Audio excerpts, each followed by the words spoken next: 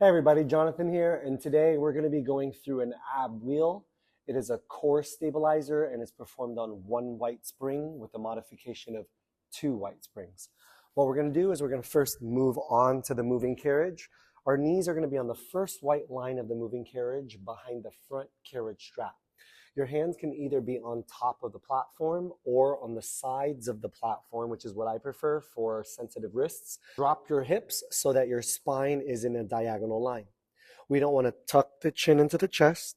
We don't want to look forward to hyperextend our neck.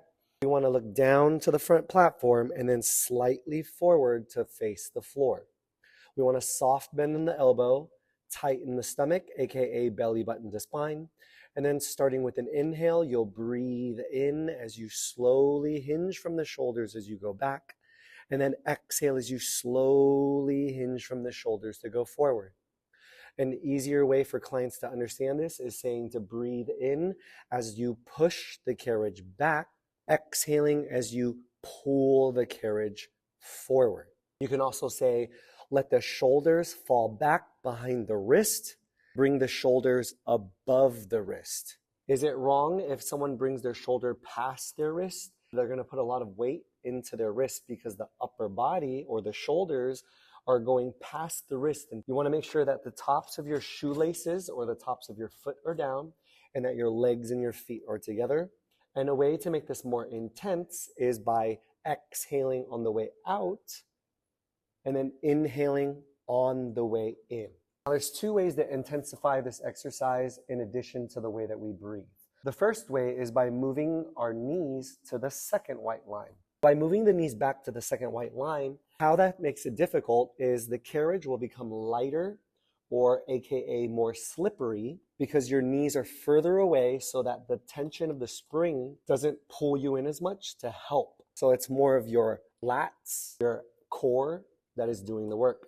This exercise will work the tricep, the shoulders, the lats, which are the bra line muscles, and predominantly your core. Another way to make it more difficult is by flying. So rather than being on the knees, we can get up onto the toes and then we can fly. Another way that you can make it difficult is by taking off all the springs to make it 0 springs. And by doing this, you have no help from the springs pulling you back in.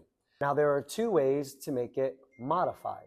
What you can do is move your knees from the first white line to the front of the carriage. And what that will do is it'll make the carriage heavier to push out and the springs will pull you in much faster to help support you. Another way that you can make it modified is by adding a second white spring. Now that there are 2 white springs connected, the carriage is going to be a lot heavier to push because now you're pushing against 2 white springs rather than 1. And that means that it'll pull you in much faster.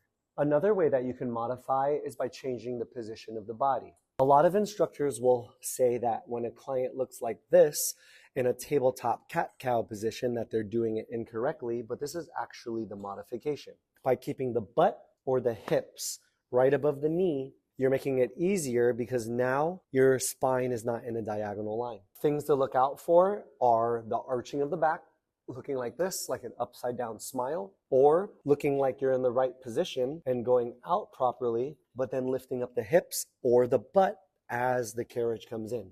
You either want to maintain a neutral spine or diagonal spine in this position, going out and in with the stomach tight like a corset, or modify by keeping the knees underneath the hip and keeping it stable the entire time.